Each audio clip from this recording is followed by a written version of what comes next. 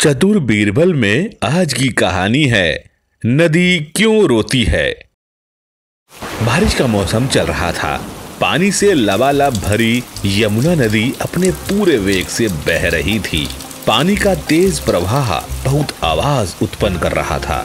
बादशाह का महल नदी किनारे ही था। वह उस समय गहरी नींद में थे। रात का समय होने के कारण पानी से भरी नदी के प्रवाह की आवाज स्पष्ट सुनाई दे रही थी। इस आवाज को सुनकर भरी रात में अकबर की नींद खुल गई। कुछ देर बाद उन्होंने फिर से सोने की कोशिश की तो पानी के बहाव की तेज उठती आवाज की वजह से उन्हें नींद ही नहीं आई। फिर उन्होंने दोबारा सोने की कोशिश की, लेकिन सारी कोशिशें बेकार गईं। काफी देर तक यूं ही बिस्तर पर लेटे वह करवटें बदलते रहे, परंतु नींद ने ना आना था ना आई। अंत में उठकर अकबर खिड़की के पास जा खड़े हुए।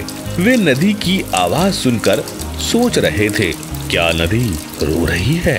वह काफी देर तक इसी पर सोचते रहे, लेकिन किसी नतीजे पर नहीं पहुंच पाए। फिर अगले दिन बादशाह ने दरबार में पहुंचते ही सभी दरबारियों के सामने यह प्रश्न रख दिया, क्या नदी रोती है? लेकिन बादशाह के इस सवाल का जवाब किसी के पास नहीं था। तब बादशाह ने बीरबल को बुलवा भेजा। बीरबल जब आए तो यही सवाल बादशाह ने उनके सामने भी रखा। बीरबल बोले, हुजूर, मैं नदी की आवाज अपने कानों से सुनने के बाद ही आपके सवाल का जवाब दे पाऊंगा। फिर अकबर ने कहा, ठीक है, रात को राजमहल में चले आना। रात होने पर चहुं ओर सन्नाटा पसरा हुआ था। ऐसे में नदी की आवाज बिल्कुल स्पष्ट सुनी जा सकती थी।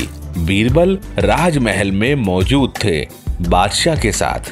बादशाह ने फिर वही अपना सवाल दोहराया, क्या नदी रो रही है? बीरबल बोले, जहांपना, बात दरअसल यह है कि नदी अपने पति के घर यानी समुद्र जा रही है, अपने पिता पहाड़ का घर छोड़कर। पिता का घर छोड़ने का उसे बहुत दुख हो रहा है, इसलिए नदी रो रही है। बीरबल का यह जवाब सुन बादशाह उनकी प्रशंसा करने लगे।